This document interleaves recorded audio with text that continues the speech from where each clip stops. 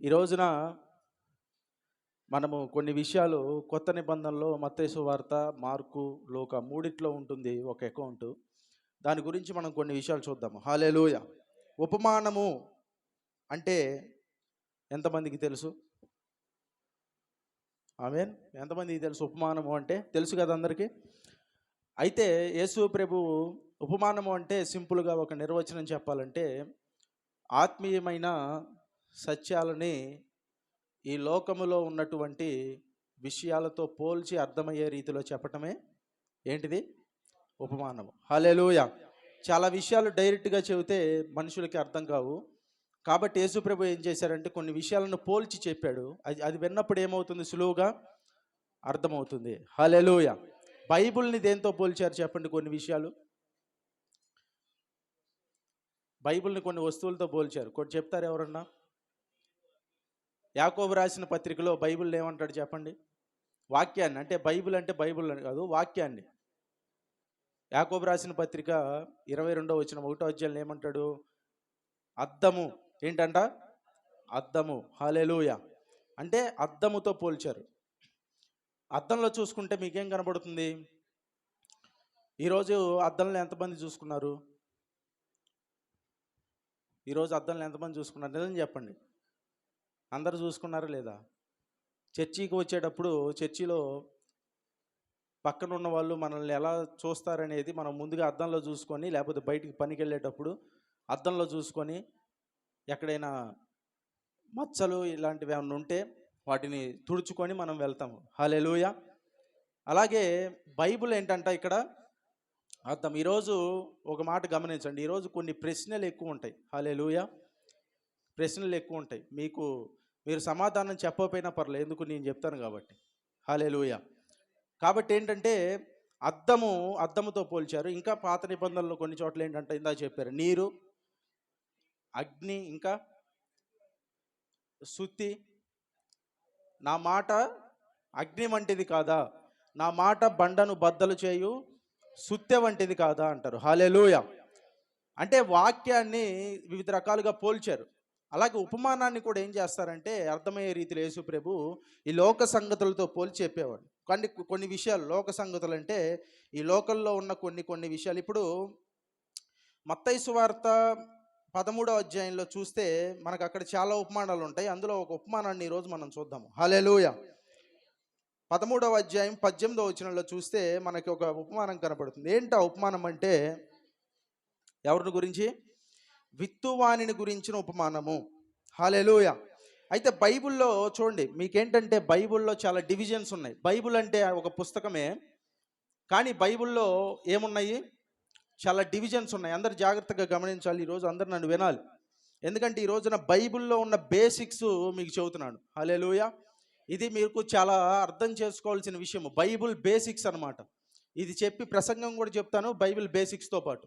ఏంటి Bible basics అంటే, బైబిల్లో ఎన్ని సువార్తలు ఉన్నాయి? 4 సువార్తలు ఉన్నాయి. 4 సువార్తల్లో 3 సువార్తలను ఏమంటారంటే సినాప్టిక్ గాస్పల్స్ అంటారు. సినాప్టిక్ గాస్పల్స్ అంటే ఏంటంటే ఒక సువార్తలో ఉన్న అకౌంటే ఇంకో సువార్తలో ఉంటుంది, కాకపోతే వీళ్ళు ఇచ్చేది కొంచెం వేరేగా ఉంటుంది. ఇలా 3 సువార్తలు ఎలా ఉంటాయంటే దాదాపు అన్ని సంఘటనలు ఎక్కువ శాతం వీళ్ళు కనిపిస్తూ ఉంటాయి వీళ్ళు రాసినవి. కానీ ఒక సువార్త మాత్రము వీటి మూడిటికి భిన్నంగా ఉంటుంది. ఏంటి ఆ సువార్త? యోహాను సువార్త. హల్లెలూయా. ఇప్పుడు మత్తయి, మార్కు, ఇంకా ఏంటి, లూకా సువార్తలు ఎలా ఉంటాయి? అన్ని అకౌంట్స్ అన్నీ సేమ్ ఉంటాయి, కాకపోతే వాళ్ళు చూసిన విధానాన్ని బట్టి వాళ్ళు రాశారు. ఇప్పుడు మనం ఈ విత్తువానిని గురించి ఉపమానం చూస్తే ఇది యోహాను సువార్తలో ఉందని ఎంతమంది నమ్ముతున్నారు? చేయొద్దండి. యోహాను సువార్తలో ఉందా విత్తువానిని గురించి ఉపమానము? యోహాను సువార్తలో లేదు. హల్లెలూయా. యోహాను సువార్తలో అసలు ఉపమానాలే ఉండవు సరిగ్గా. ఏముంటాయి యోహాను సువార్తలో అంటే, మనం ఏదైనా ఒక పుస్తకాన్ని చదివేటప్పుడు మనం ఆ పుస్తకాన్ని ఎలా చదవాలంటే ఆ పుస్తకం ఎందుకు రాశారు అన్న ఉద్దేశాన్ని తెలుసుకొని ఆ తర్వాత పుస్తకాన్ని చదవాలి.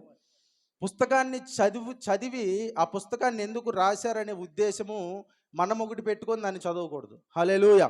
ఎందుకు చాలామంది తప్పుగా వ్యాఖ్యానిస్తారంటే బైబిల్ని పుస్తకాన్ని ఎందుకు రాశారనే ఉద్దేశంతో వాళ్ళు చదవరు. ఇప్పుడు యోహాను పుస్తకాన్ని ఎందుకు రాశాడు? యోహాను సువార్తను ఎందుకు రాశాడు? 20వ అధ్యాయం 31వ వచనం చదవండి. యోహాను సువార్త 20వ అధ్యాయం 31వ వచనం చదవండి ఒకసారి. 31 వచనాలు చదవండి. మరియు అనేకమైన ఇతర సూచక క్రియలను యేసు తన శిష్యుల ఎదుట చేసెను. అవి ఈ గ్రంథమందు రాయబడి ఉండలేదు, కానీ యేసు దేవుని కుమారుడైన క్రీస్తు అని మీరు నమ్మునట్లును, నమ్మి ఆయన నామమందు జీవము పొందినట్లును. ఎందుకు రాయబడింది ఇప్పుడు చెప్పండి? యోహాను సువార్త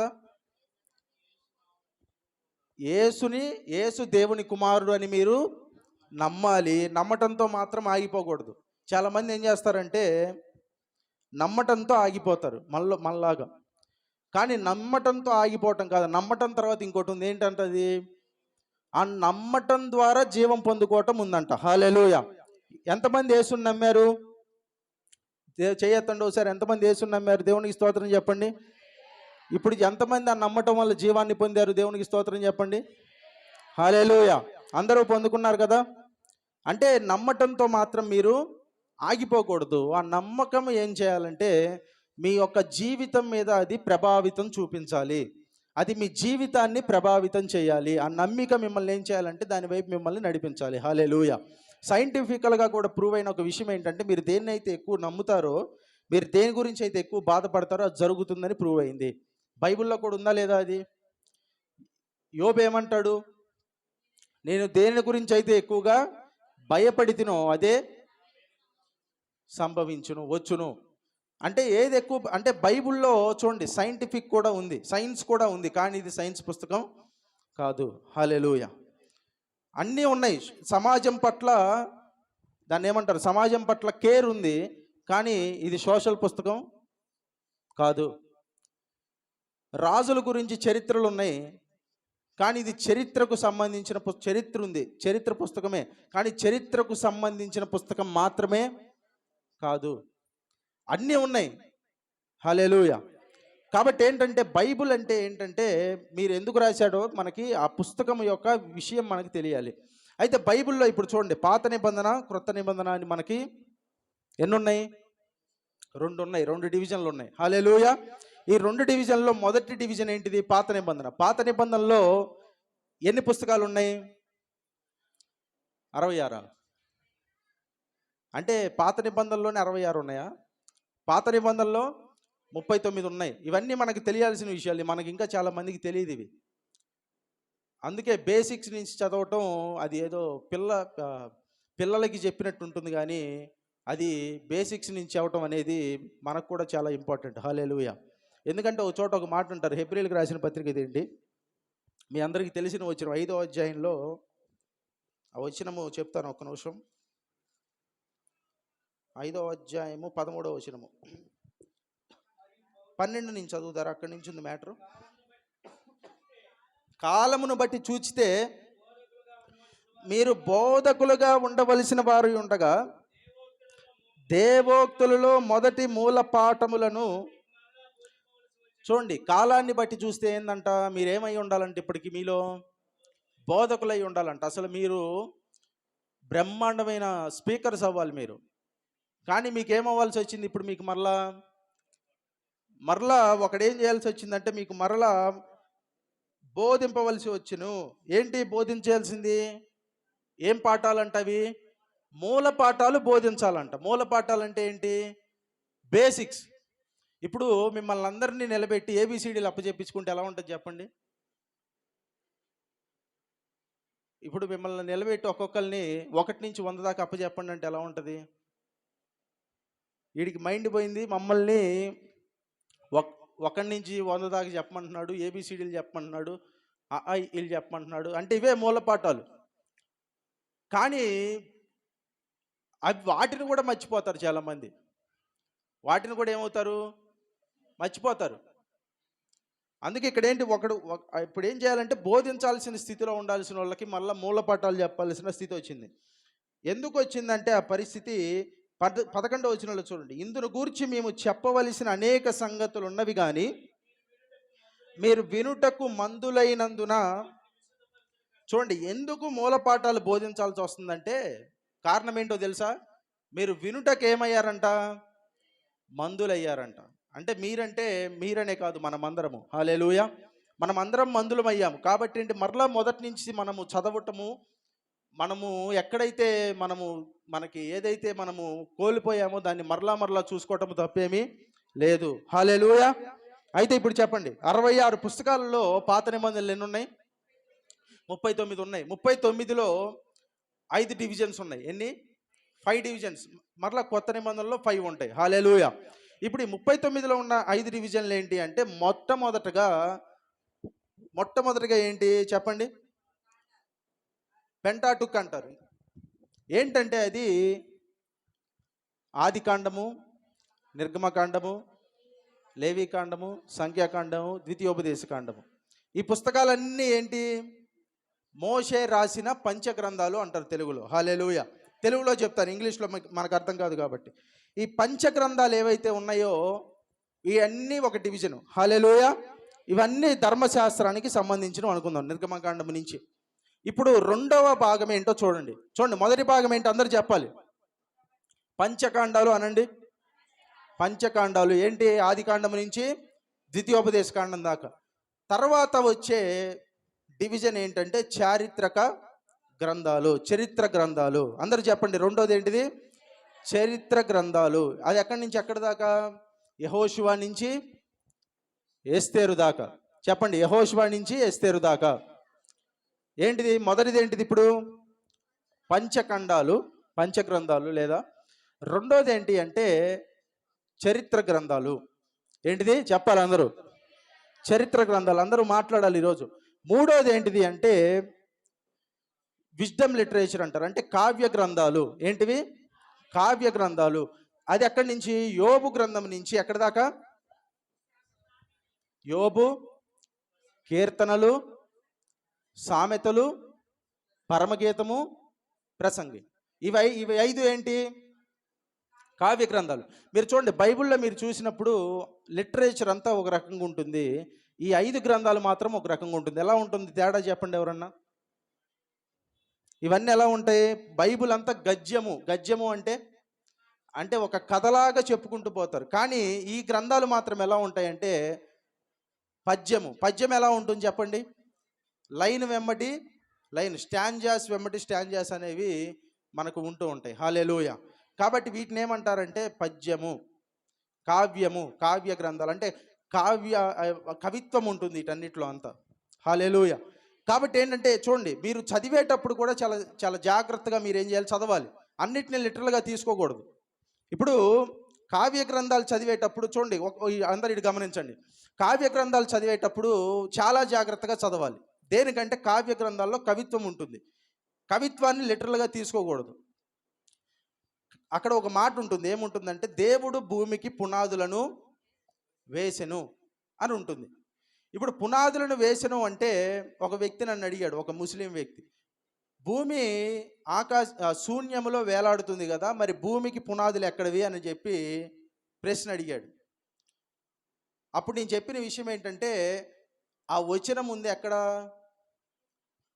యోబులో, కావ్య గ్రంథంలో ఉంది. కవి ఎలా రాస్తాడు? కవి వర్ణిస్తూ తన ఊహల్లో నుంచి రాస్తాడు. కవి రాసిందంతా లిటరల్గా మనము తీసుకోకూడదు. ఇప్పుడు కవి ఆమె ముఖము చంద్రబింబములాగా ఉంది అంటే నిజంగా ఆ ముఖము చంద్రబింబమా? చెప్పండి. కాదు కదా. ఏం చేశాడు కవి? ఇక్కడ వర్ణించాడు. అంటే కవి ఏం చేస్తాడు? కళ్ళని, చెవుల్ని, ముక్కుని, వీటన్నిటినీ వర్ణిస్తాడు. పెదాలు దొండ పండ్లులాగా ఉన్నావు అంటే నిజంగా పెదాలు దొండ పండ్లు అని అర్థమా? దాని అర్థం ఏంటి? వర్ణన అది.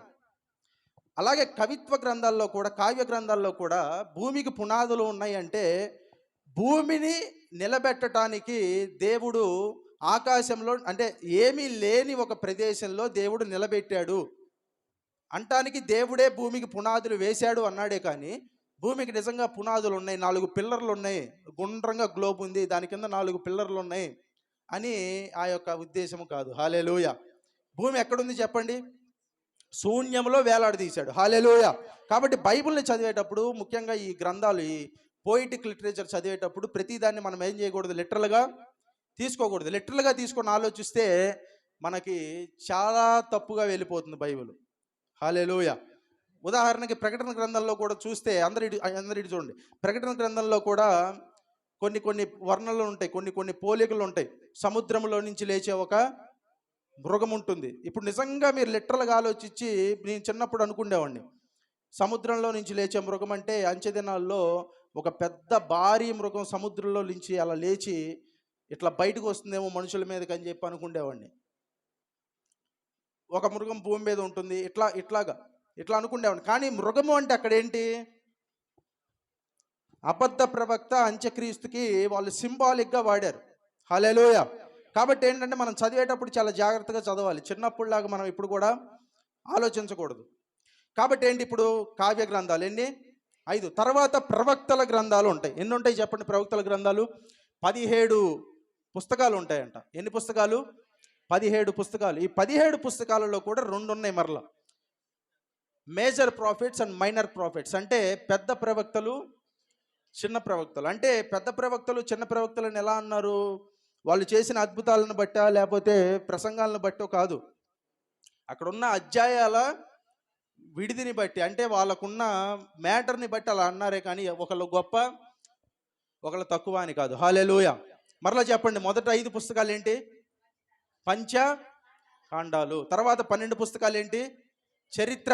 చెప్పాలి, అందరూ చెప్పాలి. చరిత్ర గ్రంథాలు. తర్వాత 5 పుస్తకాలు ఏంటి? కావ్య గ్రంథాలు. ఇక్కడికి ఎన్ని వచ్చినాయి చెప్పండి? ఎన్ని పుస్తకాలు ఎన్ని వచ్చినాయి? 5, 12 ఎంత? 17. 17, 5 ఎంత? 22. 22 ఇంకెన్ని మిగిలి ఉన్నాయి? 17 మిగిలి ఉన్నాయి. ఇప్పుడు తర్వాత 5 ఏంటంటే ప్రవక్తల గ్రంథాలు. పెద్ద ప్రవక్తలు అంటారు. ఎవరు? యెషయా, ఇర్మియా, యెహెజ్కేలు, దానియేలు. ఇర్మియా రాసిన ఇంకో గ్రంథం ఏంటిది? విలాప వాక్యము. పెద్ద ప్రవక్తలు 5 కాదు. పెద్ద ప్రవక్తలు ఎంతమంది? 4. ఆ 4లో ఇర్మియా రాసింది ఇంకోటి ఏంటిది? విలాప వాక్యము. హల్లెలూయా. ఈ ప్రవక్తల గ్రంథాల్లో కూడా కొన్ని కొన్ని పోలికలు ఉంటాయి. ఇప్పుడు చిన్న ప్రవక్తల గ్రంథాలు. చిన్న ప్రవక్తల గ్రంథం ఎక్కడి నుంచి మొదలవుతుంది? హోషేయ నుంచి మొదలయ్యి ఎక్కడి దాకా? మలాకీ దాకా. హల్లెలూయా. ఈ ఎన్ని గ్రంథాలు? 12. హల్లెలూయా. ఇప్పుడు ఎన్ని మొత్తం? 39. ఇప్పుడు ఎన్ని చెప్పండి? 5. ఎన్ని చెప్పండి? ఫస్ట్ది ఏంటిది? ఫస్ట్ 5 పుస్తకాలు పంచకాండాలు. తర్వాత 12 పుస్తకాలు ఏంటి? చరిత్ర గ్రంథాలు. తర్వాత 5 కావ్య గ్రంథాలు. తర్వాత 5 పెద్ద ప్రవక్తలు. తర్వాత 12 చిన్న ప్రవక్తలు. హల్లెలూయా. మొత్తం కలిపితే 39 పుస్తకాలు. దీన్ని పాత నిబంధన అంటారు. ఆమేన్. మీరు ప్రతి వారం బైబిల్ తెచ్చే వాళ్ళు ఎంతమంది? ఆ బైబిల్లో ఉన్న పుస్తకాలన్నీ పేర్లు తెలిసిన వాళ్ళు ఎంతమంది? ఒకరికి తెలుసు అంట. హల్లెలూయా. ఇద్దరికి తెలుసు అంట. అంటే మనం బైబిల్ని తెలుసుకునే దానికంటే బైబిల్ని పట్టుకునే సమయమే ఎక్కువ. హల్లెలూయా. అంటే బైబిల్ని తెస్తాము, ఇంటి నుంచి తీసుకొని వస్తాము. ఇంటి నుంచి తీసుకొని వచ్చి ఎదురుగుండా పెట్టుకొని ఆ గంట సేపు ప్రసంగం చేసేటప్పుడు మనకి నిజంగా కొంతమందికి ఏ పుస్తకం ఎక్కడుందో కూడా తెలియదు. నిర్గమాకాండము అంటే అపోస్తల కార్యాల ముందు ఎదుగుతుంటారు. లేకపోతే యోహాను సువార్త అంటే మలాకి వెనక ఎదుగుతుంటారు. అంటే ఏది ఎక్కడుందో కూడా చాలామందికి తెలియదు. ఎందుకంటే దానికి సమయం వెచ్చించరు. అంటే చదువు రాని వాళ్ళ గురించి కాదు, చదువు వచ్చిన వాళ్ళకు కూడా చాలామందికి ఏంటి తెలియదు. చదువు వచ్చిన వాళ్ళకి కూడా చాలామందికి తెలియదు. ముసలోళ్ళు అంటే ఏం చేస్తారు? వాళ్ళకి చదువు రాదు కాబట్టి కొంతమందికి వాళ్ళు ఏం చేస్తారు? రాగానే ఎవరి దగ్గర అయితే బైబిల్ లేదో వాళ్ళకి బైబిల్ ఇచ్చి వీళ్ళు ప్రశాంతంగా కూర్చుంటారు. కానీ చదువు వచ్చిన వాళ్ళకి కూడా ఏంటంటే బైబిల్లో ఏముందో తెలియదు. చూడండి, మన దగ్గర ఉన్న పుస్తకాల్లో ఆ పుస్తకంలో ఏముందో తెలియని పుస్తకం ఏదైనా ఉందంటే ప్రపంచంలో అది బైబిలే. ఆ విషయం మీరు నమ్ముతారా? మనకెన్ని పుస్తకాలు ఇచ్చాడు దేవుడు చదవమని? 66 కలిపి మొత్తం ఎంత? ఒకటే. బైబిల్ ఒకటే కదా. బైబిల్ ఒకటే. కానీ ఆ బైబిల్ని చదవటానికి మాత్రం మనకి చాలా కష్టము. ఇంకొంతమంది ఒక అడుగు ముందుకేసి ఏం చేస్తారంటే, బైబిల్‌లో ఏమీ లేనట్టు బైబిల్‌ని పక్కన పెట్టి పురాణాలు చదువుతారు. పురాణాలు, ఇంకేంటి ఇతిహాసాలు, ఇవన్నీ. అంటే అసలు బైబిల్‌ని చదవటానికే మనకు సమయం లేదు. ఇవన్నీ చదువుతారు. దేనికి ఇవన్నీ చదువుతున్నామంటే, లేదు ఎవరైనా వస్తే వాళ్ళతో వాదించడానికి ఇవన్నీ చదువుతున్నా అంటారు. అంటే నీకు బైబిల్ చదవటానికే టైం లేదు. దేవుడు ఇచ్చింది బైబిల్ ఒక్కటే. దాన్ని సక్రమంగా చదవమంటే బైబిల్‌ని పక్కన పెట్టి వాళ్ళకు వందల గ్రంథాలు ఉంటాయి. ఆ వందల గ్రంథాలన్నీ ముందేసుకొని చదువుతారు. బైబిల్ నాలెడ్జ్ నిల్లు, పురాణాల గురించి మాట్లాడమంటే రేపొద్దున దాకా మాట్లాడతారు. అంటే పురాణాల మీద ఉన్నంత పట్టు, వీటి మీద ఉన్నంత పట్టు బైబిల్ మీద లేదు వాళ్ళకి. అంటే ఏంటి, బైబిల్‌ని మనము ఎలా చూస్తున్నాం? బైబిల్ అంటే అది దేవుని శక్తి. హల్లెలూయా. చూడండి ఒకసారి చదవండి. తిమోతికి రాసిన పత్రిక 3వ అధ్యాయం 16వ వచనంలో మనకి తెలిసిన వాక్యమే. ఒకసారి చూడండి. తిమోతికి రాసిన పత్రిక 3:16 రెండో పత్రిక. దైవజనుడు సన్నద్ధుడై ప్రతి సత్కార్యమునకు, చూడండి ఎలా ఉండాలంట, పూర్ణంగా సిద్ధపడి ఉండాలంట. అంటే చూడండి, కొన్నిసార్లు కొన్ని ప్రదేశాలకు వెళ్ళినప్పుడు, నేను మొన్న తిరిగినప్పుడు సువార్తకి వెళ్ళినప్పుడు ఏ సెకండ్న ప్రసంగం ఇస్తారో వాళ్ళకి తెలియదు, నాకు తెలియదు. ఇప్పుడు అలాంటి సమయాల్లో ఏం చేయాలి? సిద్ధంగా ఉండాలి. కొన్నిసార్లు అలాంటి సిచ్యువేషన్స్లో మైక్ ఇలా చేతిలో పట్టుకొని బైబిల్లో ఉన్న ఒక వచనాన్ని చెప్పి నోటి నుంచి వచ్చేదాకా కూడా నాకు తెలియదు నేనే వచనం చెప్పాలో. అలాంటి అంత సమయం లేని పరిస్థితులు కూడా కొన్నిసార్లు ఉంటాయి. అప్పుడు ఏం చేయాలంట? మనం ప్రతి సత్కార్యమునికి ఎలా ఉండాలంట? సన్నద్ధుడై పూర్ణముగా సిద్ధపడి ఉండునట్లు దైవావేశము వలన, చూడండి దైవావేశము వలన కలిగిన అంటే ఇంగ్లీష్లో ఏమంటాడంటే it's a God breathe word. అంటే దేవుని యొక్క ఊపిరి వలన ఆవిర్భవించిన లేఖనము. హల్లెలూయా. అంటే ఇప్పుడు చూడండి, whenever you read the word of God you are exposing yourself to the breath of God. అంటే మీరు దేవుని వాక్యాన్ని చదివే ప్రతిసారి ఏం చేస్తున్నారు తెలుసా? మిమ్మల్ని మీరు దేవుని ఊపిరి కింద మిమ్మల్ని మీరు పెట్టుకుంటున్నారు. హల్లెలూయా. దేవుని వాక్యాన్ని చదివే ప్రతిసారి దేవుని ఊపిరి కిందకు మీరు వెళ్తున్నారు. అంటే దేవుని ఊపిరి మీకు తగులుతూ ఉంటుంది. హల్లెలూయా. అంటే అంత ప్రాముఖ్యమైన విషయం. దేవుని ఊపిరి వలన ఏమొచ్చింది? ఆదికాండంలో చెప్పండి, జీవం వచ్చింది. అంటే మీరు దేవుని వాక్యాన్ని చదివే ప్రతిసారి, దేవుని వాక్యాన్ని వినే ప్రతిసారి you are exposing yourself to the breath of God. మీరు దేవుని వాక్యము అనే ఊపిరికి మిమ్మల్ని మీరు పెట్టుకుంటున్నప్పుడు మీలో కూడా ఏమవుతుందంటే జీవం అనేది వస్తూనే ఉంటుంది. హల్లెలూయా. కాబట్టి దేవుని దైవావేశము వలన కలిగిన లేఖనాన్ని ఏం చేయాలంటే, దాంతో ఏం చేస్తాడంటే చూడండి, ఉపదేశించుటకును, చూడండి ఉపదేశించడం అంటే చెవటము. దేవుని వాక్యం ఎలా ఉంది, ఇలా ఉందని చెవటం, ఉపదేశించటం. తర్వాత ఏంటిది? ఖండించటం. ఇది కొంచెం కష్టమైన పదమే. ఇదేంటిది? ఈ పాఠ్యాంగాలు మనకు కొంచెం కష్టమే. ఖండించటము, తప్పుదిద్దటం, ఇది ఇంకా కష్టం. తప్పుదిద్దటం అంటే చూడండి, బైబిల్ ఒకటి చెప్తున్నప్పుడు మనం ఇంకోటి చేస్తున్నప్పుడు, అది మనము అందరము ఓకే చేస్తున్నప్పుడు దేవుని వాక్యం చదివితే ఏమవుతుందంటే మనం చేస్తున్నది తప్పు అని మనందరికీ తెలుస్తుంది. తెలిసినప్పుడు మనకేంటి? తప్పు దిద్దేది ఏంటి? దేవుని యొక్క వాక్యము. హల్లెలూయా. చూడండి, మంటలో అక్కడ ఎక్కడైనా నిప్పు ఉందంటే ఆ నిప్పు దగ్గరికి నువ్వు వెళ్తావు అన్నావు అంటే, మీ ఇంట్లో వాళ్ళు నిన్ను చిన్నపిల్లల్ని కొట్టి కూర్చోబెట్టేది ఎందుకు అంటే, ఆ కొట్టిన తన్నులు కానీ తిట్టిన తిట్లు కానీ నీ మీద ద్వేషంతో కాదు, కానీ అది తగిలితే నువ్వు ఎక్కడ అందులో కాలిపోతావు అని వారి యొక్క భయము. అది తప్పుదిద్దటము. హల్లెలూయా. కాబట్టి తప్పుదిద్దటం అనేది కొంచెం మనకు కష్టమే, కానీ ఆ బైబిల్ వాక్యం చేసే పనే అది. తప్పుదిద్దుటకును నీతి యందు శిక్ష చేయుటకును ప్రయోజనకరమై ఉన్నది. హల్లెలూయా. అంటే దేవుని వాక్యం ఇన్ని రకాలుగా ప్రయోజనకరమై ఉన్నది. కాబట్టి దేవుని వాక్యాన్ని ధ్యానించడము, పఠించడం అనేది మన జీవితంలో చాలా ముఖ్యమైన విషయము. హల్లెలూయా. కాబట్టి ఇప్పుడు ఎన్ని చూసాం చెప్పండి? పాత నిబంధనలు ఎన్ని డివిజన్స్ చూసాం? ఎన్ని? 5. 5ట్లో ఎన్ని? పంచకాండాలు, చారిత్ర గ్రంథాలు, కావ్య గ్రంథాలు, పెద్ద ప్రవక్తల గ్రంథాలు, తర్వాత చిన్న ప్రవక్తల గ్రంథాలు. ఇప్పుడు చూడండి కొత్త నిబంధనలో చూస్తే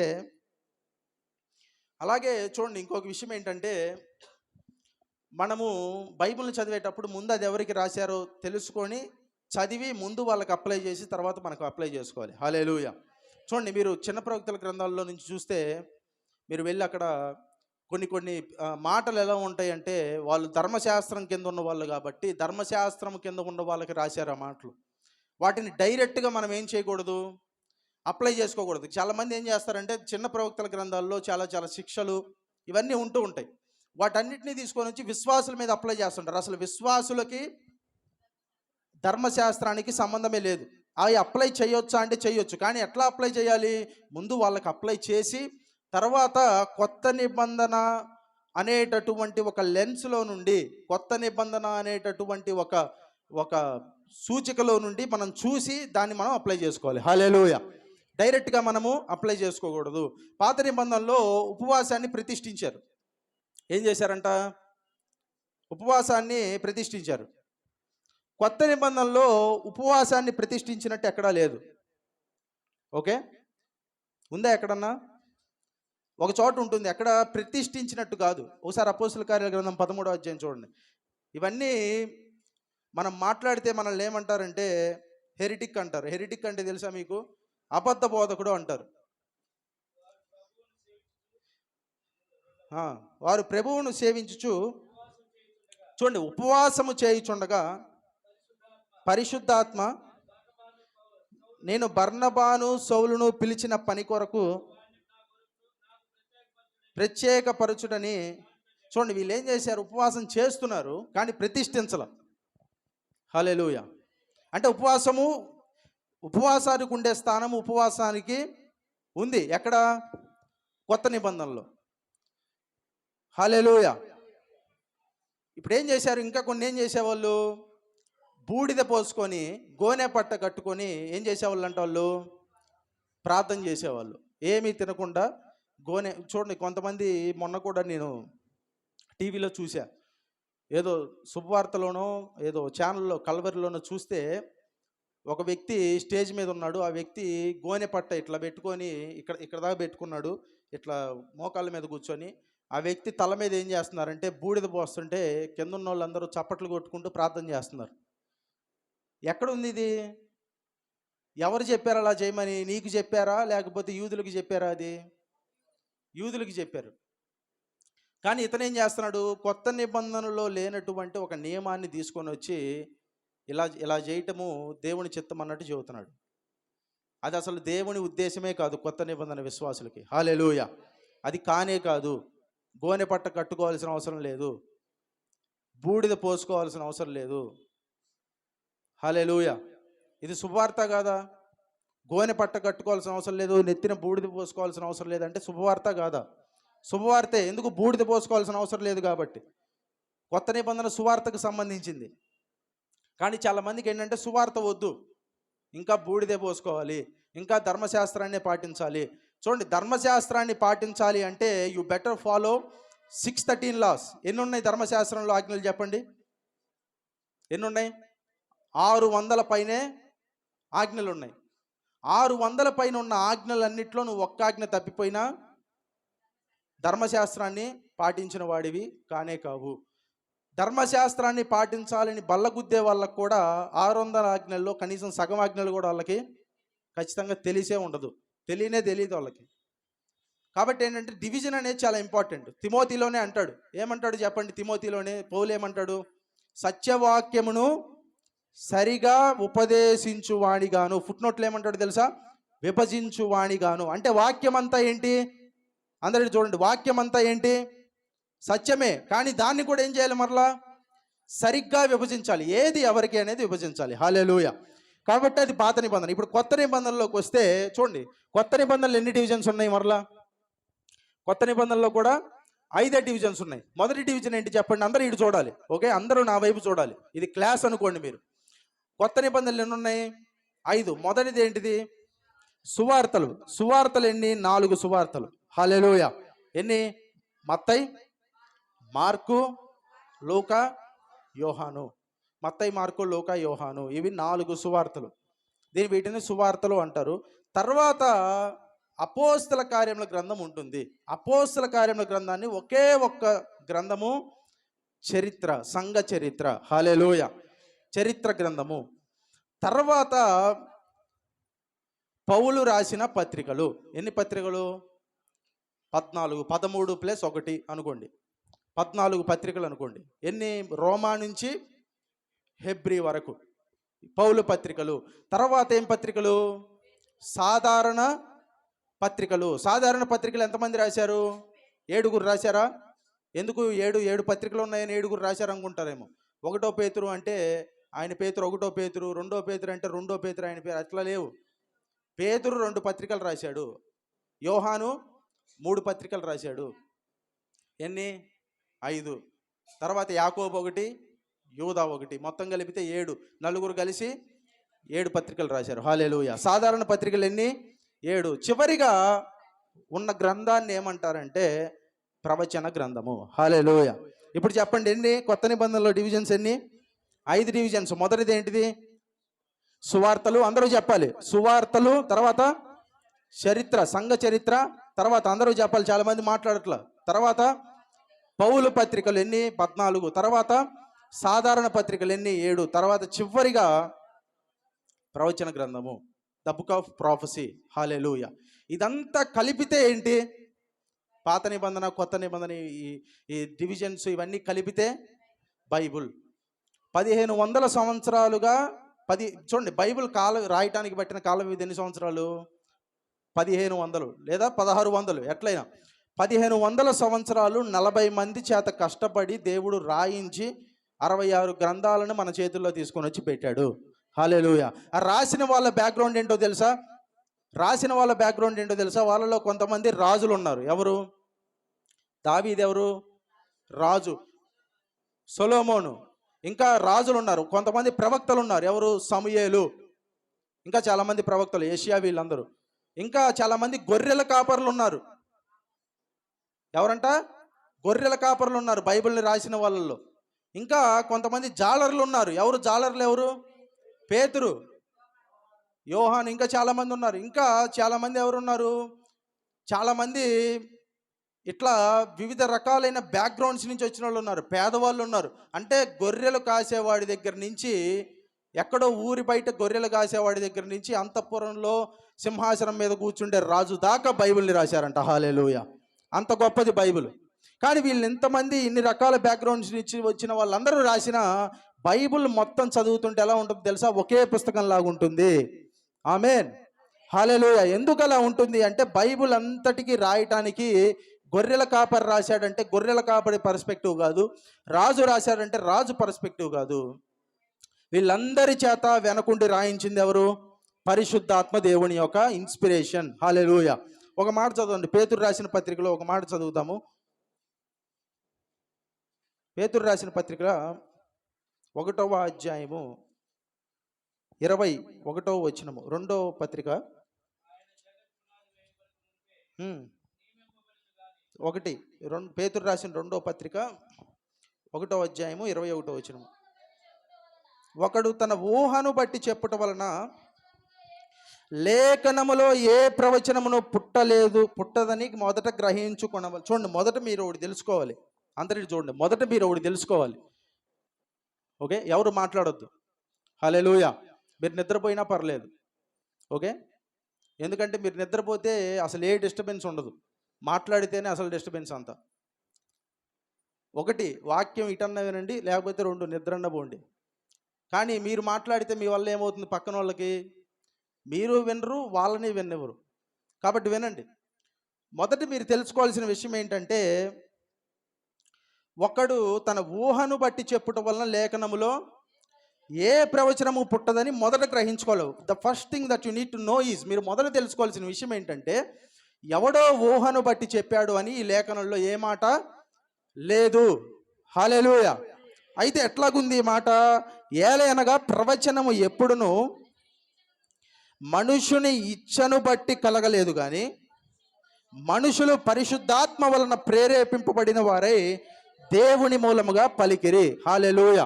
అయితే ఇప్పుడు ఎట్లా వచ్చిందంటే ఈ వాక్యం మన చేతిలోకి? దేవుడి యొక్క పరిశుద్ధాత్మ యొక్క ఇన్స్పిరేషన్, ప్రేరణ వలన వచ్చింది. హల్లెలూయా. ఈ రోజున మీ చేతిలో బైబిల్ ఉందంటే దానికి కారణము పరిశుద్ధాత్మ దేవుని యొక్క ప్రేరణ. హల్లెలూయా. బైబిల్ మీ చేతిలో ఉండటము అది చాలా సామాన్యమైన విషయం కానే కాదు. ఓకే, చాలా సామాన్యమైన విషయం కానే కాదు. నా నా నా జీవితంలో నా బైబిల్ ఒక్కసారే నేను పోగొట్టుకున్నా. 2014 నుంచి ఇప్పటిదాకా నేను ఒకే బైబిల్ వాడుతున్నా. హల్లెలూయా. 2014లో నా 13వ పుట్టినరోజుకి తాతయ్య నాకు ఇచ్చిన బైబిలే ఇప్పటికీ నేను వాడే బైబిల్. అంటే 10 ఏళ్ల నుంచి ఒకే బైబిల్ వాడుతున్నా. 10 ఏళ్లలో ఒక్కసారి నేను బైబిల్ని పోగొట్టుకోవడం జరిగింది. హల్లెలూయా. అంటే అది కూడా తెలియక, కనపడక పోగొట్టుకున్నా. అంటే ఏంటి, బైబిల్ అనేది మనకేంటి, చాలా ప్రాముఖ్యమైన విషయము. అది మన జీవితంలో ఎప్పుడు కోల్పోకూడదు. ఎందుకంటే దాని వెనక జరిగిన పని చూస్తే మనకి దేవుని యొక్క ప్రేమ మనకి కనబడుతుంది. హల్లెలూయా. చూడండి, ఒక వ్యక్తి ఈ లోకానికి వచ్చి, అంటే ఈ ఈ భారతదేశానికి వచ్చి బైబిల్ని తర్జుమా చేశాడు. ఆ వ్యక్తి పేరు ఏంటి చెప్పండి? William Carey. చూడండి, ఆయన ఎన్ని భాషల్లో తర్జుమా చేశాడు తెలుసా బైబిల్?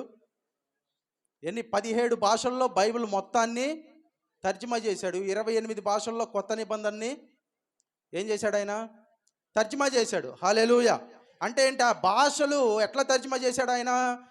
ముందు చూడండి, తర్జుమా చేయాలంటే ఆయన ఏం చేయాలి? ముందు ఆ భాషని నేర్చుకోవాలి. అంటే ఆయన ఎన్ని భాషలు నేర్చుకొని ఉంటాడు? దాదాపు ఒక 30 భాషలు ఏం చేశాడు ఆయన? నేర్చుకున్నాడు. హల్లెలూయా. ఆయన పడవ ప్రయాణంలో ఉన్నప్పుడు ఫస్ట్ ఎక్కడ దిగింది? కలకత్తాలో. అక్కడ దిగినప్పుడు ఆయన ఏం చేశాడు? ఫస్ట్ బెంగాలీలో.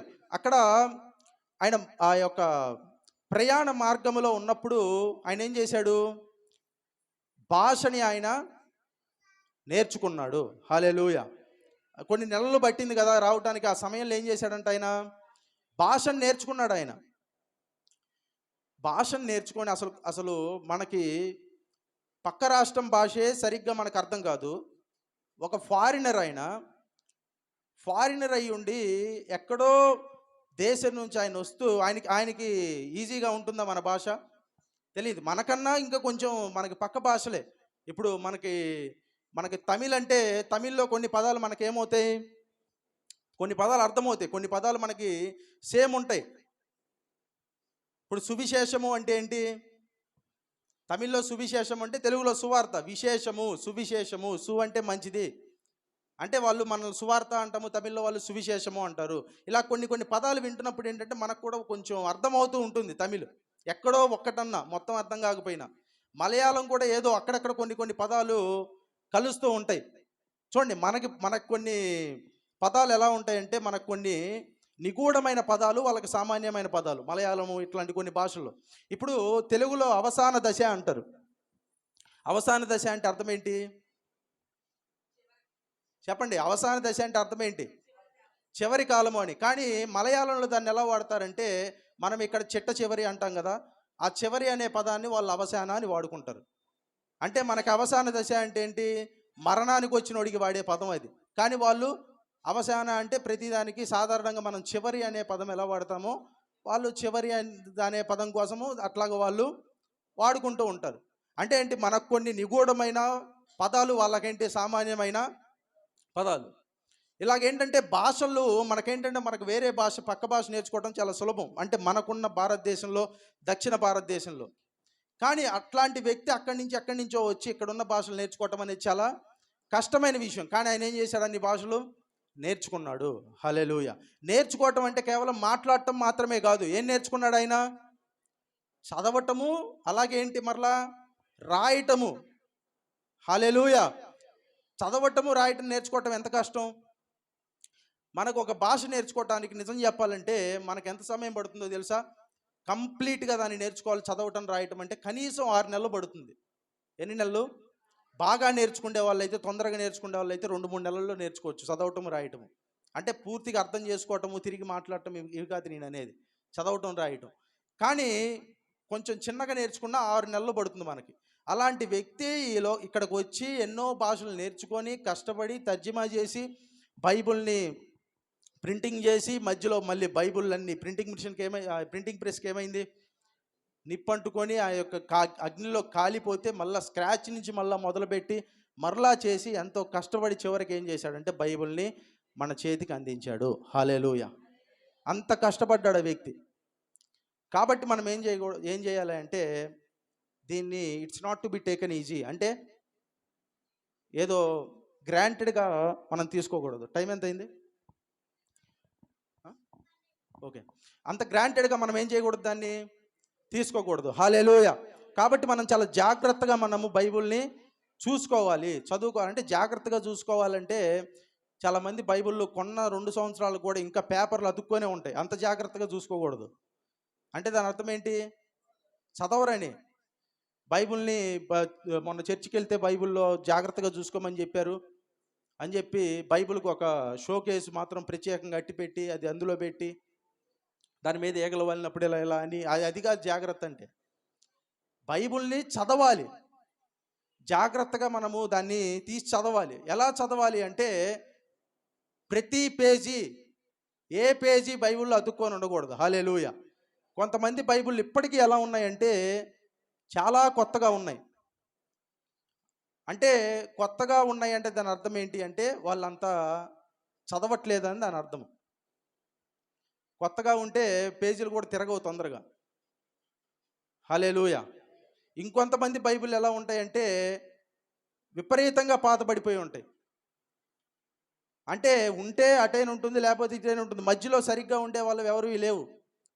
కాబట్టి ఏంటంటే బైబిల్ని మనం ఏం చేయాలంటే చాలా జాగ్రత్తగా చదవాలి, చాలా జాగ్రత్తగా ధ్యానించాలి. హల్లెలూయా. బైబిల్ అంటే మీరు ప్రతి ఆదివారం వచ్చేటప్పుడు తీసుకొని పోయే ఒక పరికరం కాదు అది. స్కూల్కి వెళ్ళేటప్పుడు ఏం తీసుకెళ్తారు? బ్యాగ్ తీసుకెళ్తారు. చర్చికి వచ్చేటప్పుడు బైబిల్ కూడా అలాంటిది తేవటం కాదు అది. హల్లెలూయా. దానికి దీనికి చాలా డిఫరెన్స్ ఉంది, దానికి దీనికి చాలా వ్యత్యాసం ఉంది. హల్లెలూయా. మన బైబిల్ మనము చూడండి, మన బైబిల్ ఆదివారం మరలా తిరిగి వచ్చేదాకా ఎక్కడ పెడతాం మనకే తెలియదు. ఇప్పుడు తీసుకెళ్తే ఎక్కడో పడేస్తారు. వచ్చే ఆదివారము అరగంట లేటుగా వస్తారు. దేనికో తెలుసా? అరగంట ఎందుకు లేట్ అవుతుంది తెలుసా? వీళ్ళు ఎక్కడో పడేసిన బైబిల్ని ఎత్తుక్కోవడానికి అరగంట పడుతుంది వాళ్ళకి. ఎత్తుక్కొని ఆ తర్వాత బైబిల్ని తీసుకొని వస్తారు. బైబిల్ని తీసుకొని వచ్చి మరలా నెక్స్ట్ వీక్ మరలా అదే ఎక్కడో పెడతారు. మనకు కూడా కొన్ని స్టోరీలు ఉంటాయి కదా, ఆ స్టోరీలు అందరూ చెప్పేవి, నేను సాధారణంగా అందరూ చెప్పేవి ఎక్కువ చెప్పను. ఏంటి ఆ స్టోరీ? బైబిల్లో పాస్టర్ ఏం పెట్టాడంట, ఒక బంగారపు వెండి చెంచా పెట్టాడంట. ఆ వెండి చెంచా ఏమైందంట, మరలా సంవత్సరం తర్వాత వస్తే ఆమె అడిగిందంట పాస్టర్ని, పోయినసారి మీరు మా ఇంటికి వచ్చినప్పుడు ఒక వెండి చెంచా ఏమైంది, మిస్ అయింది, మీరేమన్నా తీశారా పాస్టర్ గారు అని అడిగితే ఆయన చెప్పాడంట, నీ బైబిల్లో పెట్టానమ్మా అని చెప్పాడంట. బైబిల్లో చూస్తే ఏముంది? వెండి చెంచా ఉంది. అంటే దాని అర్థం ఏంటి? ఆమె సంవత్సరం బట్టి బైబిలు తెరవలేదని దాని అర్థం. చర్చికి కూడా తెచ్చి చాలామంది జిప్పులు కూడా తీరు, ఎదురు పెట్టుకొని చూస్తూ ఉంటారు. అంటే ఏంటి, మనం ఏం చేస్తున్నాం బైబిల్తో అనేది మనకి చాలా ప్రాముఖ్యం. హల్లెలూయా. కాబట్టి ఇంత కష్టపడి దేవుడు మనకి బైబిల్ని ఇచ్చాడే, దాన్ని మనం ఏం చేయాలి? చదవాలి. కొంతమంది చదవలేమో అంటారు. చదవగలిగిన వాళ్ళు ఏం చెబుతారంటే చదివినా అర్థం కాదు అంటారు. అర్థమైన వాళ్ళు ఏం చెబుతారంటే చదవటానికి టైం లేదు అంటారు. కాబట్టి ఇన్ని రకాలుగా మనుషులు ఉన్నారు. కాబట్టి ఏంటంటే ఇప్పుడు చూడండి, మత్తయి సువార్త 13వ అధ్యాయంలో మనం త్వరగా ముగిద్దాము, సమయం లేదు. యేసుప్రభు ఒక ఉపమానాన్ని చెబుతున్నాడు. ఏంటా ఉపమానం అంటే మత్తయి సువార్త 13:18 మనం చదవండి ఒకసారి. విత్తువానిని గురించిన ఉపమానంలో 13:18గా వినుడి. చూడండి, ఎవడైనా విని గ్రహించకపోతే, చూడండి మనం ఇక్కడ కన్నా ఒకసారి మార్కు సువార్తలో ఈ అకౌంట్ చూద్దాం, ఎందుకంటే అక్కడ మనకి కొంచెము ఎక్కువగా మనకు కనపడుతుంది. మార్కు సువార్త 4వ అధ్యాయము 3-8 వచనాలు. ఇదేంటంటే 3-8 వచనాలు ఏంటంటే ఉపమానము, తర్వాత దాని భావం కూడా ఉంటుంది. ఫస్ట్ 3-8 వచనాలు వరుసగా చదవండి ఆపకుండా.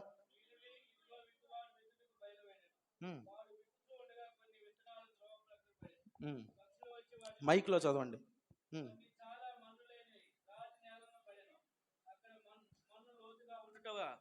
ఉండినందున అవి వెంటనే మొలిచెను గాని సూర్యుడు ఉదయింపగానే అవి మాడి వేరు లేనందున ఎండిపోయిను. కొన్ని ముండ్ల పొదలలో పడిను.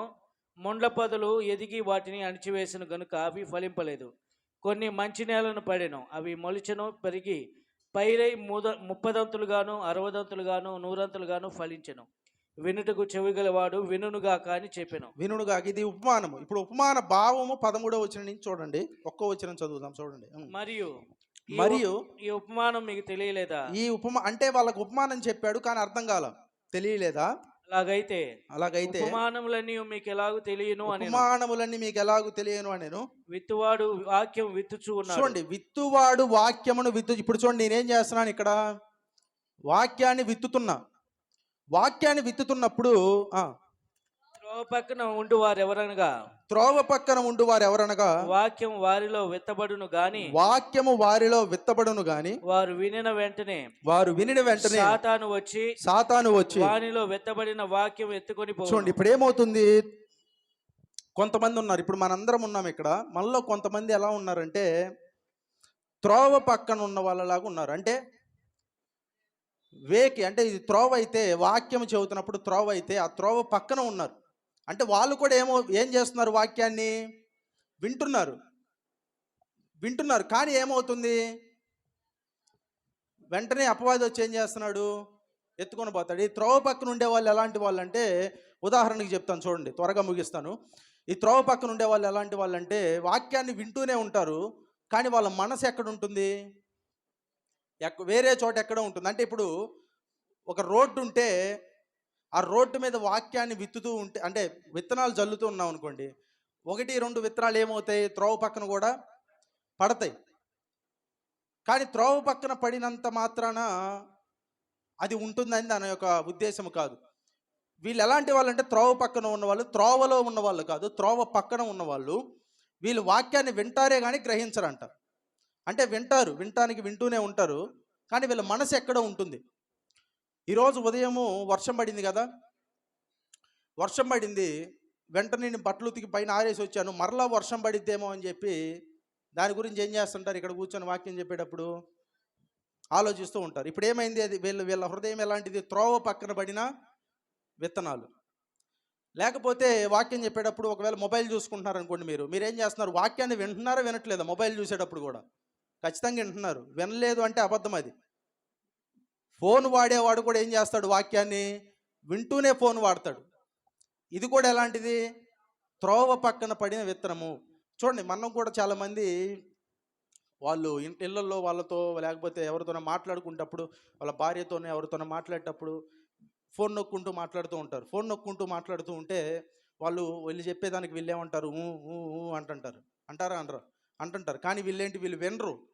అప్పుడు వాళ్ళ భార్య ఏంతో ఇదేమనిద్ది, నేను చెప్పింది నువ్వు వినట్లేదు, నువ్వు ఆ ఫోన్ నేను నొక్కుతున్నావు ఎప్పుడు అంటే, లేదు నేను విన్నాను అని ఆ చివర్లో అంటుంది చూశారు మాట. ఆ మాటను మళ్ళీ రిపీట్ చేస్తారు. ఎందుకు, ఆ చివర్లో అనే మాట మాత్రమే వీళ్ళకి గుర్తుంటుంది. ఆ చివరి చెప్పిన మాటే గుర్తుంటుంది. అది తిప్పి వాళ్ళకి మళ్ళీ చెప్పి, చూడు నేను వింటున్నాను, నేను ఫోన్ నొక్కినా వినగలను, నేను మల్టీ టాలెంటెడ్ అంటారు. అంటే వీళ్ళేంటి, ఆ చివరి మాటే చెబుతారు, ఆ ముందేం చెప్పిందో వీళ్ళకి అసలు గుర్తుండదు.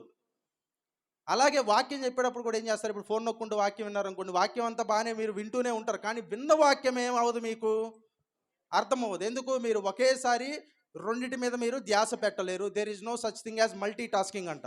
అంటే మల్టీ టాస్కింగ్, ఒకేసారి 2 పనులు చేయటం అనేది లేనే లేదు. అది సైంటిఫికల్గా కూడా ప్రూవ్ అయింది. నువ్వు చేస్తే 2 ఒకేసారి చేస్తావు కానీ ఒకటి మనసు పెట్టి చేస్తావు, రెండోది మనసు పెట్టకుండా చేస్తావు. నువ్వు ఫోన్ వైపు చూస్తావు, దేవుని వాక్యం వింటావు, కానీ ఇది మనసు పెట్టావు కాబట్టి ఇది వింటున్నావు కానీ గ్రహించలేవు అని దాని యొక్క ఉద్దేశం. వీళ్ళెవరు, త్రోవ పక్కన ఉన్నవాళ్ళు. ఇప్పుడు అపవాది వచ్చి ఏం చేస్తాడు, ఆ ఉన్న మాటలను కూడా ఎత్తుకొని పోతాడు. యోహాను సువార్త 10వ అధ్యాయం 10వ వచనంలో ఏమంటాడు, దొంగతనమును హత్యయు నాశనం చేయడానికి వస్తాడు కానీ నేనైతే జీవాన్ని, అది కూడా సమృద్ధి కలిగిన జీవాన్ని మీకు ఇవ్వటానికి వచ్చాను అంటాడు. దొంగ ఎందుకు వస్తాడంట, ఫస్ట్ దొంగతనం చేయటానికి, తర్వాత హత్య చేయటానికి, తర్వాత నాశనం చేయటానికి. అంటే దొంగ వచ్చినప్పుడు ఫస్ట్ చేసే పని ఏంటంటే దొంగతనం. మీ దగ్గర ఉన్న వాక్యాన్ని దొంగతనం చేస్తాడు, తర్వాత మిమ్మల్ని హత్య చేస్తాడు, చివరికి పూర్తిగా నాశనం చేస్తాడు. చూడండి, దొంగతనం కంటే ముందు వాడు రెండు చేయలేడు. ఏంటో తెలుసా? హత్య, నాశనం. హల్లెలూయా. ఎందుకు ఎందుకు చెప్పండి? దొంగతనం కంటే ముందు హత్య, నాశనం వాడు చేయలేడు. ఎందుకు? హత్య, నాశనం చెయ్యటానికి విరుద్ధంగా నీ దగ్గర ఏదో ఉంది. అది తీస్తేనే వాడు నిన్ను హత్య చేయగలడు. అది తీస్తేనే వాడు నిన్ను నాశనం చేయగలడు. అంటే దొంగతనానికన్నా ముందు జరగంది ఏంటి అంటే హత్య జరగదు, నాశనము జరగదు. దొంగతనం అయిన తర్వాతే హత్య జరుగుతుంది, దొంగతనం అయిన తర్వాతే నాశనం జరుగుతుంది. ఏంటి ఆ దొంగతనం అంటే వాక్యాన్ని దొంగతనం చేయటం. అంటే వాక్యము నీ దగ్గర ఉన్నంత కాలము వాడి స్టెప్ ఏంటంటే మొదటి స్టెప్ దొంగతనమే కానీ హత్య కాదు. హల్లెలూయా. ఎందుకంటే వాక్యము నీ దగ్గర ఉన్నంత కాలము వాడు నిన్ను హత్య చేయలేడు. ముందు ఆ వాక్యాన్ని తీసేస్తేనే తర్వాత హత్యలోకి దిగుతాడు. వాక్యం నీ దగ్గర లేదు కాబట్టి హత్య చేయటం వాడికి ఏంటి? చాలా సులువు. వాక్యం నీ దగ్గర లేదు కాబట్టి నేను నాశనం చేయటం వాడికి చాలా సులువు. అంటే he can't kill you unless he has taken the word that has been implanted in you. అంటే నీలో విత్తబడిన వాక్యాన్ని తీయకుండా నీ మీద వాడు ఏం చేయలేడు. ఇది గ్రహిస్తే వాక్యాన్ని మీరు శ్రద్ధగా వింటారు. హల్లెలూయా, హల్లెలూయా. కాబట్టి త్రోవ పక్కన ఉన్నవారిలాగా మనము ఉండకూడదు. ఎందుకంటే వాక్యం ఉంటే మీకు హత్య, నాశనం అనేది మీ జీవితంలో ఏమీ ఉండవు. నిర్లక్ష్యంగా దేవుని వాక్యాన్ని మనము వినకూడదు. హల్లెలూయా. చాలా శ్రద్ధగా వినాలంట. హల్లెలూయా. ఎలా వినాలి? శ్రద్ధగా మనసంతా పెట్టి మనము దేవుని వాక్యాన్ని వినాలి. ఏదో చెప్పుకుంటున్నాళ్ళే అని చెప్పి కొంచెం తల ఇటు వాల్చి అటు వాల్చి ఎప్పుడైపోతుందో, లేకపోతే ఎప్పుడు ఎంతసేపు ఇంట్లో చాలా పనులు ఉన్నాయి, ఇట్లాంటివన్నీ మనసులో పెట్టుకోకూడదు. హల్లెలూయా. మనకు ఉండేదే గంట వాక్యానికి. ఆ గంట కూడా మనం ఏం చేయాలి? వాక్యాన్ని చాలా శ్రద్ధగా వినాలి, చాలా ఏకాగ్రతగా వినాలి. హల్లెలూయా. చాలామంది వారం అంతా పట్టని నిద్ర ఖచ్చితంగా చర్చికి వచ్చినప్పుడే వాళ్ళకి నిద్ర ఫుల్గా పడుతుందంట. అసలు చర్చికి వచ్చిన వెంటనే చాలామంది చెప్తారు కదా, దేవుడి దగ్గరికి రండి, దేవుడు మీ రోగాలను స్వస్థపరుస్తాడని. చర్చికి రాగానే మొట్టమొదట స్వస్థపడే రోగం ఏది తెలుసా? నిద్రలేమి. ఎంతమంది నమ్ముతున్నారు దాన్ని? నిజంగా అది. ఎవరికైనా మీ దగ్గర నిద్రలేమి ఉన్న వాళ్ళని తీసుకొని రండి చర్చికి. ఫస్ట్ స్వస్థపడే రోగం ఏంటంటే నిద్రలేమే. చిన్నపిల్లలు నిద్రపోయినట్టు నిద్రపోతారు. చిన్నపిల్లలు 10-12 గంటలు పడుకుంటారు రోజుకి. కాబట్టి ఏంటంటే చాలామందికి చర్చ్ అంటే ఎలాంటి ప్రదేశం అంటే నిద్రపోయే ప్రదేశము, లేకపోతే సరదాగా ఉండే ప్రదేశము. అది కాదు. ఇదేంటంటే దేవుని వాక్యము చాలా ప్రాముఖ్యమైనది. హల్లెలూయా. తర్వాత చదవండి వెంటనే మరలా తర్వాత వచనం. రాతి నేలను విత్తబడిన వారు ఎవరైనా వాక్యము విని సంతోషంగా అంగీకరించేవారు. కొంతమంది ఎలా ఉంటారంటే వాళ్ళ హృదయం రాతిగా ఉంది, కానీ వాక్యం విన్నప్పుడు ఏం చేస్తారు? చాలా సంతోషంగా ఏం చేస్తారంట? అంగీకరిస్తారు. వాక్యం చెప్పేటప్పుడు చాలా సంతోషంగా కనపడతారు వాళ్ళు. మనకి చెప్పే వాళ్ళకు కూడా ఎలా ఉంటుందంటే ఇది ఖచ్చితంగా వింటున్నాడు, ఫలిస్తుంది అన్నట్టు ఉంటుంది మనకి. అడక్క ముందే ఆమెన్ చెబుతారు, స్తోత్రం చెప్పొద్దు అన్న హల్లెలూయా చెబుతారు, ఉద్యోగం వచ్చినట్టు చప్పట్లు కొడతారు వాక్యం మధ్యలో, చాలా ఉత్సాహంగా కనపడతారు. కానీ వీళ్ళది ఏంటంట? రాతి హృదయము. సంతోషంతో అంగీకరిస్తారంట వాక్యాన్ని, కానీ ఏమవుతుంది? వారిలో వేరు లేనందున కొంతకాలము వారు నిలుతురు కానీ వాక్యము నిమిత్తము శ్రమైనను హింసైనను కలుగుగానే వారు అభ్యంతరపడుదురు. చూడండి, ఫస్ట్ వాక్యాన్ని దొంగలిస్తాడు అపవాది. తర్వాత వాక్యము విత్తబడినా కానీ ఏం చేస్తాడు తెలుసా? ఆ వాక్యము నిమిత్తము నీకు ఒక శ్రమను పెడతాడు. ఎవరు? అపవాది. వాళ్ళల్లో వాక్యం నిమిత్తము శ్రమ వచ్చినందుకు వాళ్ళు ఏం చేయలేరంట? వేరు లేనందున నిలబడలేరు. కాబట్టి ఏమవుతారు? వాళ్ళు కూడా వాక్యాన్ని వినడేవాడు ఫస్ట్. పోనీ పొరపాటున నువ్వు ఏదో ఆ రోజు పొరపాటు జరిగి విన్నావు అనుకో వాక్యాన్ని, ఆ పొరపాటు జరిగి విన్న వాక్యాన్ని సంతోషంగా అంగీకరించిన దాన్ని కూడా ఏం చేస్తాడు? ఆ వాక్యం నిమిత్తం నీకు శ్రమను పెడతాడు. ఇప్పుడు నువ్వు ఉదాహరణకి అనారోగ్యము అంటే యేసుప్రభు మన రోగాలు స్వస్థపరిచాడు, ఆయన స్వస్థపరిచే దేవుడు అని విన్నావు అనుకో, నువ్వు ఇంటికి వెళ్ళిన మొట్టమొదటి క్షణం ఏం చేస్తావు అంటే తుమ్ముతావు, తర్వాత దగ్గుతావు, తర్వాత మంచం మీద పడుకొని ఒళ్ళు నొప్పులు, ఈరోజు నేను లేవలేను అంటావు. అంటే ఈ చర్చిలో ఏమన్నావు నువ్వు? యేసుప్రభు స్వస్థపరిచే దేవుడు అని విన్నావు. ఆ వాక్యం నిమిత్తం ఏం పెట్టాడు? శ్రమ పెట్టాడు. ఇప్పుడు ఈ శ్రమ వల్ల నువ్వేం ఏం చేయరు? కొంతమంది నిలబడలేరు. నిలబడకపోతే ఏమవుతుంది? వాళ్ళకి ఫలింపు లేదు. అంటే వింటమే కష్టము.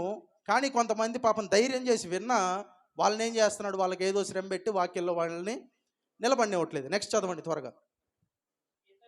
ఇతరులు పదుల్లో వెత్తబడిన వారు ముండ్ల పొదలలో విత్తబడిన వారు వీరు వాక్యం విందురు గాని వీళ్ళు కూడా వింటారంట వాక్యం విందురు గాని ఐహిక విచారములు ఐహిక విచారమును ధనమోసమును మరి ఇతరమైన అపేక్షలను లోపలకు చొచ్చి వాక్యమును అణిచివేయటం వలన అది నిష్ఫలమగును. చూడండి, ఇంకొంతమంది ఉన్నారు. ఈ కేటగిరీ ఏంటంటే త్వరగా ముగిస్తాను.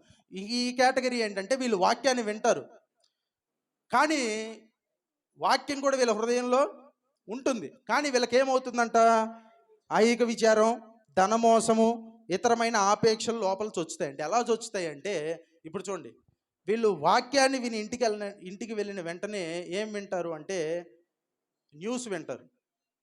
న్యూస్లో ఏం చెబుతాడు, మరలా ఇంకొక వేవ్ ప్రారంభం అవుతుంది అని చెబుతాడు. చెప్పిన వెంటనే ఏంటి, గుండెల్లో దడ, మరలా ఇంకో వేవ్. ఏం వేవ్ అది? కరోనా వేవ్, ఐహిక విచారం.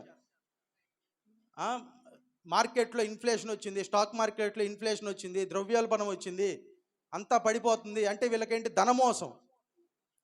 అంటే వాక్యాన్ని వింటున్నారు, ఇక్కడ ఇది వింటున్నారు. ఇవన్నీ ఏం చేస్తున్నాయి, వీళ్ళు విన్న వాక్యాన్ని అప్పటిదాకా తొక్కేస్తున్నాయి.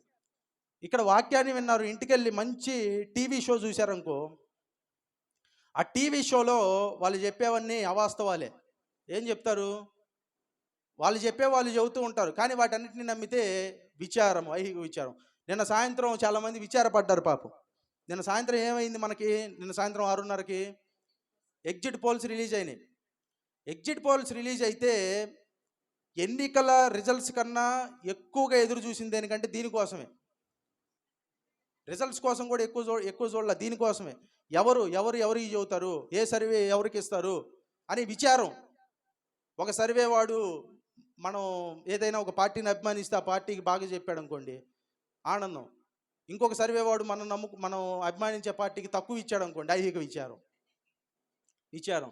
అంటే ఏంటి, ఇప్పుడు ఒకవేళ వీళ్ళకి ఒక అభిప్రాయం ఉండొచ్చు ఒక పార్టీ మీద, ఆ పార్టీ గెలిచినా వీళ్ళకి ఒరిగేది ఏం లేదు. ఎందుకంటే వీళ్ళేం పాలించరు కదా అక్కడికి వెళ్ళి.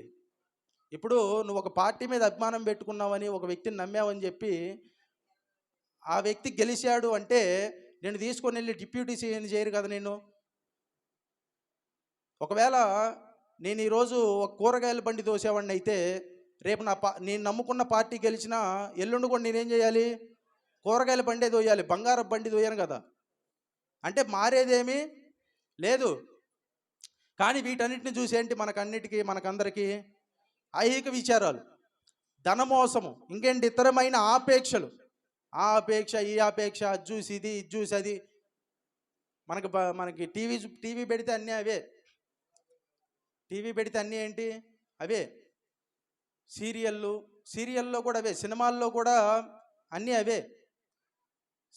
సినిమాల్లో కూడా ఎక్కువ ఏం చూపిస్తారు, ప్రేమలు, అనురాగాలు చూపిరు, కక్షలు, కార్పణ్యాలు, వేరే వాళ్ళని ఎలా హత్య చేయాలి, ఏ రీతిలో హత్య చేయాలి, ఎక్కడ పాయింట్ బ్లాంక్లో పెడితే చచ్చిపోతాడు వాడు, ఊరేసేటప్పుడు ఎంత గట్టిగా లాగితే చచ్చిపోతాడు.